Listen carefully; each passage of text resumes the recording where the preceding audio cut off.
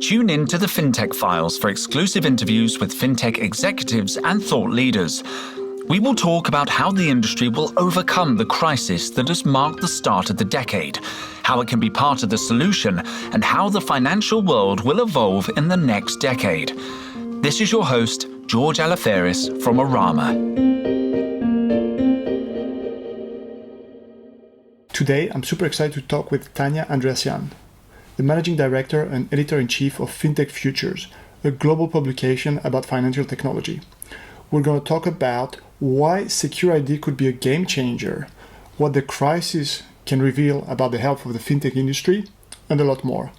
Tanya, welcome to the show. Well, thank you very much for inviting me. It's really good to be here virtually. I'm confined in Kent on the Kent coast, so it's very picturesque here, and the sea is nearby, and on a clear day I can see France. So it's not too bad. I'm in my home and I'm quarantining by myself. So I have my pot plants for company.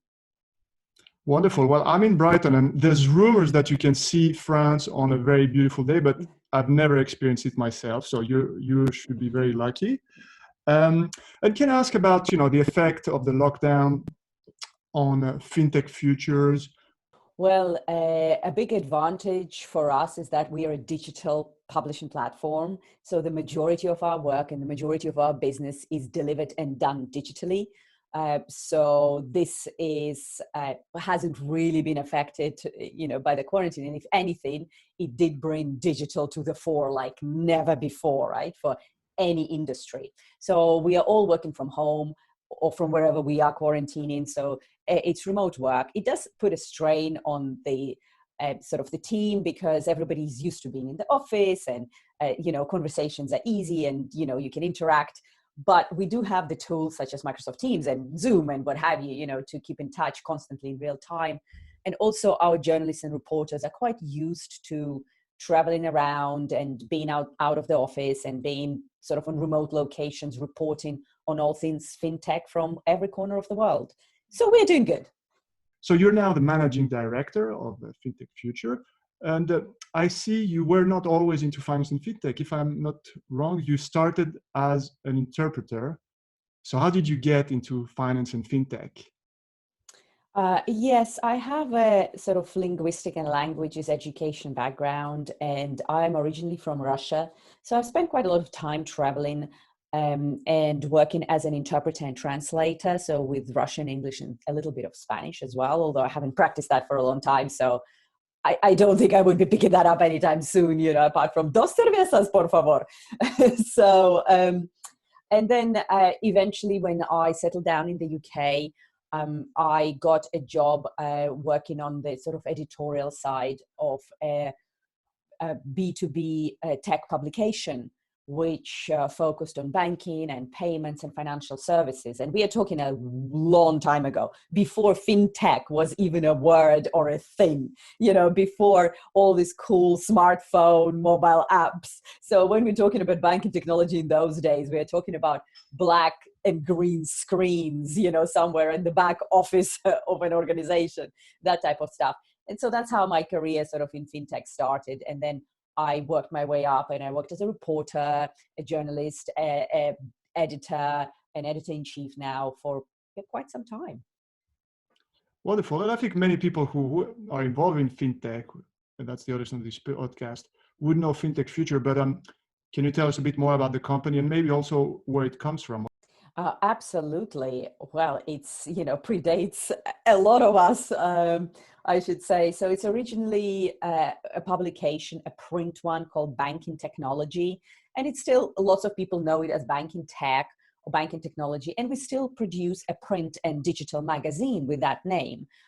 So it's a very long established brand that dates back to the early 1980s.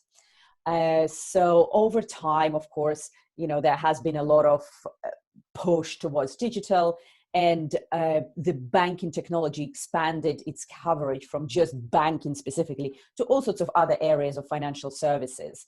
So hence, it made sense to give it a bit of a refresh, a bit of a revamp, and perhaps modernize the brand a little bit. And this is how we became Fintech Futures. I think it happened about 3 or 4 years ago. All right. And yes, indeed, it seems like this was an area which has existed for a long time, but suddenly has become very sexy. So I guess the Right? Absolutely. yeah. And so I see you're managing a team, and maybe you can tell us how big the team is. But I see you're also involved in other activities, in particular your judging awards. I would be very interested to know what your typical day looks like.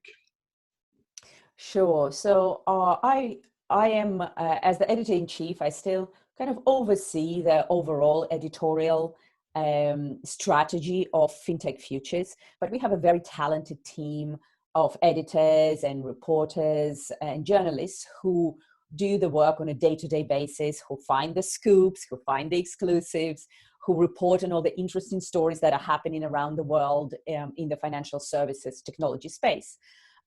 So we also have a new editor who's been with us. Her name is Sharon Kimathi, and she's been with us for around a year or thereabouts, who looks after the Banking Technology magazine and the majority of editorial sort of for print and online. So my day-to-day activities range quite widely from some of the editorial and commercial stuff that we're doing with our clients and sponsors to, looking around for new interesting trends or gossip, or, well, I do like gossip in the fintech space, right? It's a lot of fun. To working on the strategy and bringing new products and offerings, for the digital publishing platform, to looking after the tech side of the digital publishing and introducing new sort of tech improvements to the actual sort of underlying improvements to the platform itself. As well as just liaising with the market and seeing what's happening and just building the strategy and the direction for the publication and how it sits within the bigger company that we are part of, which is Informa, which is a very well-known conference knowledge and networking brand. And of course, the judging. So I've been involved in a number of awards in the fintech and banking tech space. Some of them are done by Fintech Futures. So we have PayTech Awards for the excellence in payments and for people who excel in payments, and Banking Technology Awards, which actually stem from the Banking Technology magazine days. So they've been around for a long, long time, but also external ones. And it's a lot of fun because it gives you an insight and glimpse into all the best things, all the most innovative, progressive, unusual, and out there projects that are happening. So it's fascinating. I love it. What do you see? So we have to talk a bit about the impact of the crisis in the fintech space broadly. And it's early days, but well, at the moment, we'd like to say it's early days of the crisis, so it's really hard to predict. But there are clear trends already, and there are clear practical impacts that we can see. So for starters, the funding for the fintech technology startups have really dropped off the cliff. There has been a report released by CB Insights recently about the comparison of quarterly funding. So in this quarter, Q1 2020, there were just over 400 deals in terms of funding, whilst compared to that, last year, there were 2,000 deals. So that's a really big drop. And also of course, in terms of the overall numbers, how much, this funding was worth. Having said that, there's still quite big funding rounds going around, excuse the pun. And some big ones happened this quarter, like, for example, Toast, which makes point of sale terminals, raised 400 million. Backed, which is a digital app for sort of cryptocurrency and loyalty rewards, banked 300 million. So Klarna, a Swedish e-commerce player, raised $200 million. And Chime in the US, which is a digital banking app, raised 200 million. I think the largest one, of course, was Revolut, which managed to raise 500 million from a number of investors. But overall, you can see that these aside, generally there is not as much money about. The venture capital and private equity firms are a bit more cautious about who they invest in. And of course, that impacts a lot on a smaller very early stage startups, unlike Revolut and Chime, which are already in their like Series D or what have you. Like, but the little guys who are in pre-seed or seed A, Series A funding, they are finding it really difficult to find the money. And of course, banks and financial institutions who are usually the buyers of these technologies are cutting down on their spend and, being a lot more discerning with what they're spending money on. So if you look at what's happening in terms of COVID impact, the technologies and the fintechs that are really experiencing a surge are those that are working on credit scoring models. So AI sort of models to predict who you can lend to and what are their chances of, being able to pay back. Also fraud prevention, because as everything moving digital, there is a proliferation in fraud, and digital identity verification. So that is a hot topic as well, as we now have to do so much more digitally. Going back to Fintech Future, who is the typical customer base that you serve? So our audience is the audience of banking technology and financial services technology and payments professionals. So people who work in the industry, be it at the financial institutions themselves, or being the vendors, for example, working on the vendor side or consultancy side, or anybody else who's working in the financial services space who needs to be up to date on what's happening in the industry, what's hot, what's not, what are the latest stories, what are the latest news, as well as those who want to learn more and to find out more, on the specific subject. So we write quite a lot of analysis features, and we do quite a lot of interviews with the specialists, provide a lot of industry comment, opinions, and case studies. So people from those who are just starting in the fintech space to those who are veterans in this space can find something that would be interesting, useful, engaging, and worth their time on our site. So, and everything is free. So everybody is welcome to sort of come and read whatever that might be, they might be interested in. And we also still have a good old-fashioned print magazine for those who like to flick through the pages, so that's a monthly publication. So this is our main audience, and we serve global markets. So the majority of our readers are based in Europe, North America, and sort of Asia. But we do reach, Africa and Latin America, and we do a lot of work around emerging markets as well, because those are pretty interesting. There is so much stuff happening there in terms of innovation, because they're just leapfrogging and they don't have the legacy. They just go from not very little to being very, very advanced. Yeah, no, there's a lot of fascinating stories in Africa, but maybe that's a good point to ask you. Is there any areas of the fintech space that you're particularly excited about, where you see, very exciting things happening?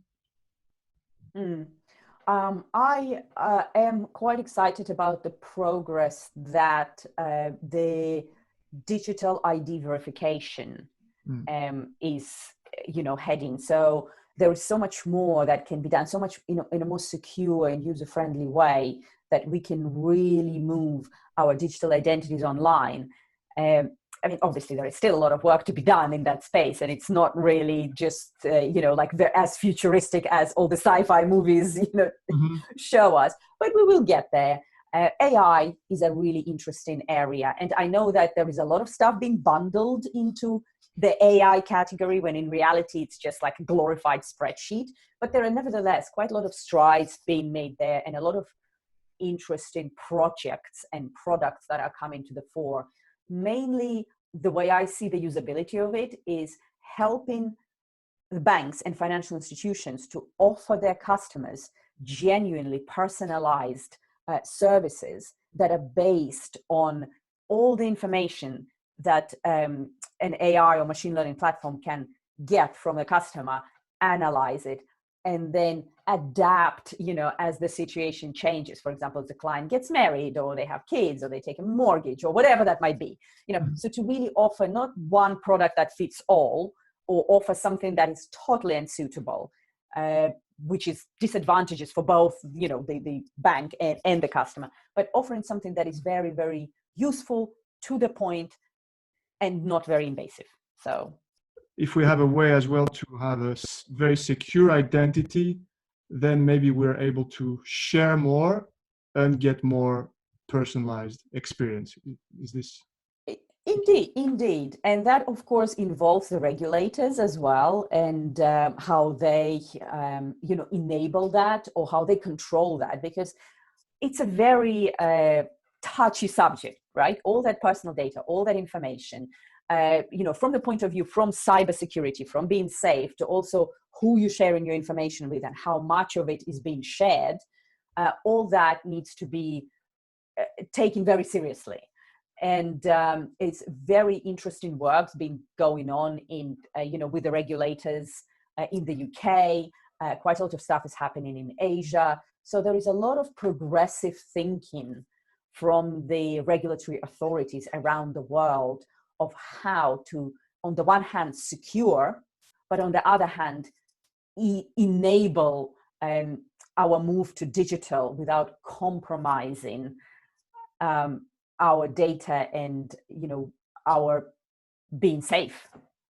And I guess so. Typically, this is something that we might think is going to happen, but the crisis is also breaking a lot of the taboos. So perhaps we're more keen now to give up, and it's more about our mindset, to give up some information, some privacy, etc. That's, that's very true, because also if you look at the new generation, there's quite a lot of people who are growing up who don't even think twice about it. Like they don't think twice about downloading an app or hidden terms and conditions, about the data privacy. Well, let's face it, whoever reads those terms and conditions, they're endless. But people don't really care that much, the younger generation. Some of them do, but a lot.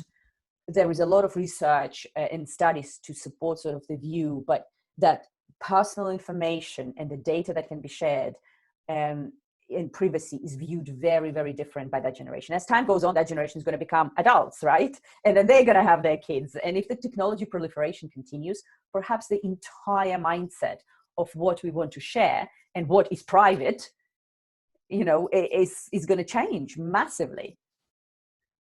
Yeah. Do you have any more specific examples of companies or projects that are operating in that space? For those of us like me that are not fully familiar with it?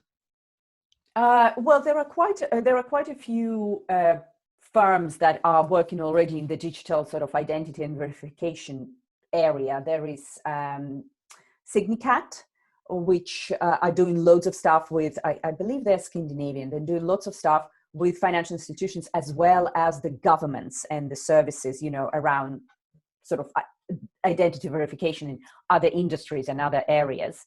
There is another interesting firm called Jumio, which I think are a bit younger, and they are, I don't know if they still qualify as a startup, but they're quite young. They're like under 10 years old.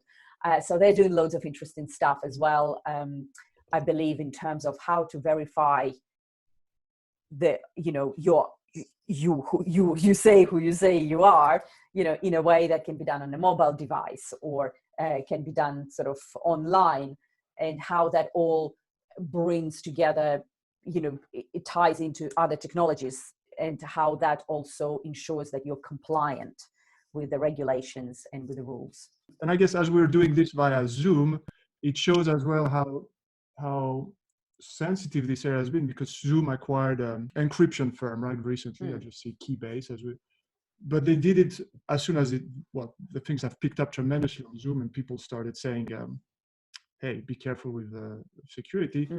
And weeks, I don't know how long it took for them to complete the acquisition, but it was instant, right? Because it seems like it's become suddenly a very sensitive subject. Oh, absolutely. Zoom has come under fire actually with some issues regarding security, actually resulting in some of the companies prohibiting their staff to work with Zoom just due to these concerns of security. So the response of Zoom been pretty swift, right? We will do whatever it takes to make sure that this issue is addressed. And that's definitely a very, very hot subject in the financial services space and elsewhere. So fraud, digital ID, anything to do with sort of protecting the clients. And to go back to Fintech Futures and the media side of fintech, so you've talked a bit about the developments. Maybe you can tell us a bit more. One question that I like to ask in media is, if you had a budget, well, let's say a limited budget or almost unlimited budget, how would you spend it? Yeah, well, I think, you know what, I'm a big fan of multimedia.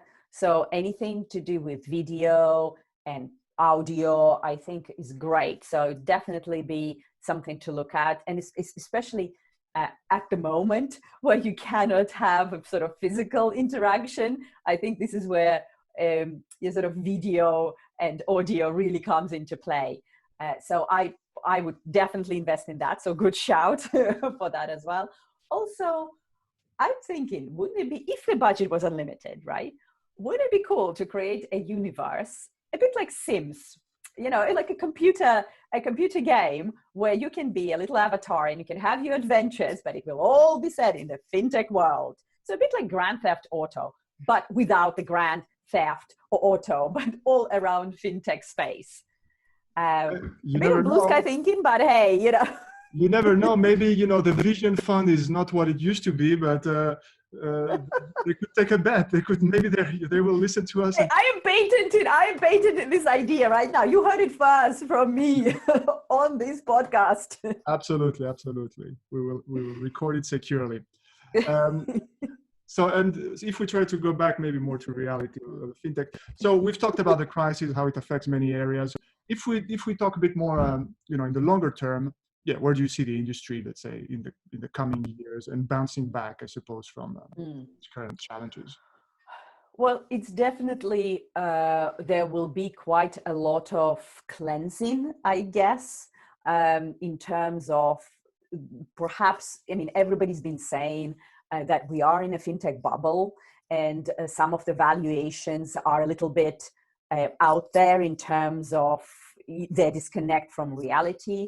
And also there are so many startups and there is so much activity. I mean, it's great to see that there is so much innovation and great thinking and entrepreneurial spirit, but at the same time, it also kind of means that there is quite a lot of stuff out there that is perhaps not really going to stand the test of time. And it's probably not really all that. And it's probably just there on a PowerPoint presentation, you know, without really a proper plan. So I think there will be a bit of a burst of that. So whilst the going was good, this was easy, now it becomes more difficult. But I think what will emerge from that in the long term will be the technologies and the products and the companies that are genuinely solving the problems, addressing the issues with practical solutions as opposed to just, you know, giving a good talk. And sort of companies that are really innovative and very sort of progressive, and those who can address the challenges, you know, of digital today and, you know, and tomorrow. So there will also be very likely quite a lot of consolidation and mergers and acquisitions. I am pretty sure that a lot of good but struggling sort of ideas and firms will be scooped up by bigger, stronger players. I mean, recently, I think Revolut announced that they want to go on a shopping spree, so to speak, and look at various sort of firms, struggling firms in the travel industry and see what they can scoop up. And I'm sure loads of other industry players are kind of assessing the market and seeing what they can pick up for for a really good sort of price. A good example, for instance, was Morgan Stanley, which bought E-Trade. And they paid 13 billion for it, so which is, you know, quite a big thing. And then Plaid, of course, was acquired by Visa, so quite a lot of interesting stuff going in the payment space. Credit Karma was acquired by $7 billion or over 7 billion, and then SoFi, which is an American sort of bank challenger banking service, you can call them that, bought Galileo, which is a payments firm in the States, and they splashed over 1 billion on that. So this will continue. So the money is still there. It's just who will buy who and how it's gonna happen. And the third area, I think, in the long term would really show whether the challenging banking space which has been very hot, right, particularly in the UK until recently, is really all that is cranked up to be. And I can imagine there's going to be quite a few firms falling by the wayside and quite a few acquired as well. But it's fascinating, I think, to see who will emerge successfully from this crisis and how they will benefit and how the market perception of the challenger banks and the uptake would change if it happens. Yeah. No, it seems like suddenly there's so much strategic play going on, because on both sides, right? Because from the traditional banks and players, they're all thinking, oh, do we do it in-house? Do we build? Do we? But they all, I think I'd be very surprised if most of them are not thinking, oh, we're looking into fintech, we need to do something. So it's going to be an interesting chess game, I guess, with who's acquiring who and who's making the moves. I guess the crisis has shaken this all up, and well, anyway, we'll see. I guess we'll be in the best position to see how this plays out. But I think it will, the two things that definitely in the long term will manifest themselves, and not just in the financial services space, but everywhere, is the digitalization and the need for genuinely innate kind of digital ready and digital native solutions, as opposed to just, taking like a bitty approach to a bit of digital here, digital there, but we also need like tons of paper, or we also need you to come to the office or whatever. So that will accelerate massively and will make a lot of organizations rethink completely their strategy, reinvest, realign, reorganize, restructure, and what have you.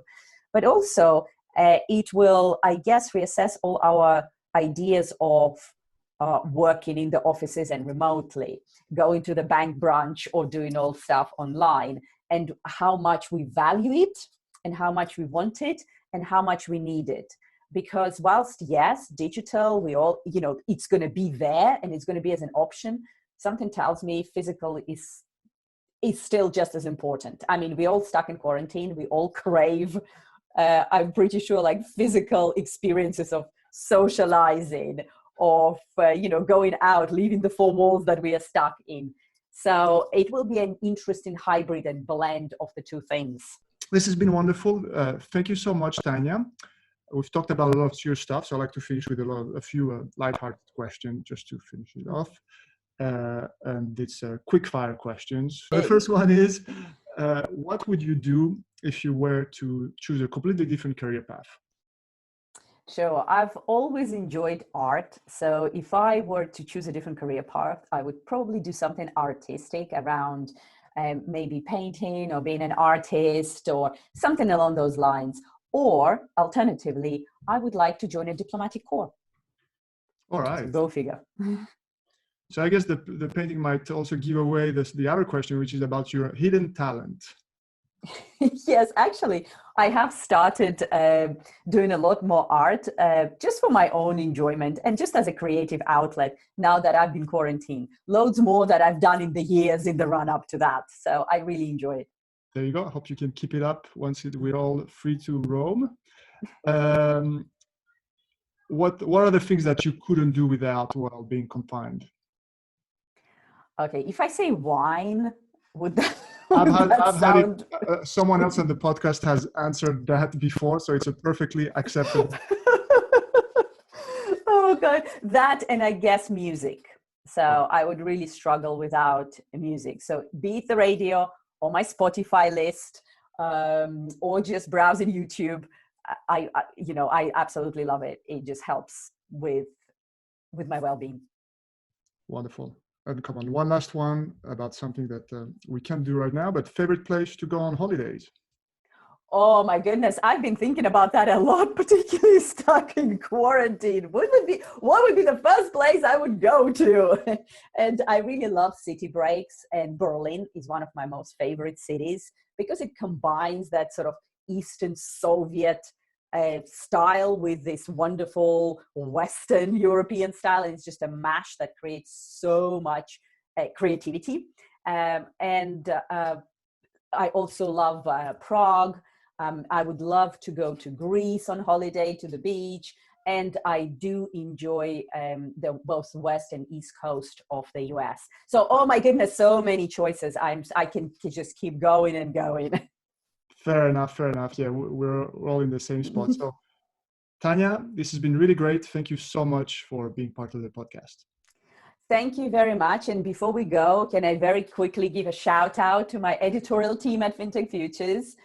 So Ruby Hinchleaf, who is a fantastic reporter and always on the case for interesting startups and not afraid to ask difficult questions.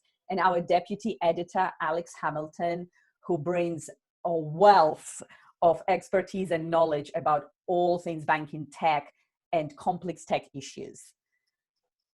Wonderful. And we'll put all links of LinkedIn and websites in the description, of course. Thank you very much again. It's been a pleasure. Thanks for listening, and thank you to our guests who make this possible. Subscribe to never miss an episode. As this is a new broadcast, if you could give us a 5-star review on iTunes and your favorite podcast player, that would be great. Let's work together to accelerate fintech towards the 2030s.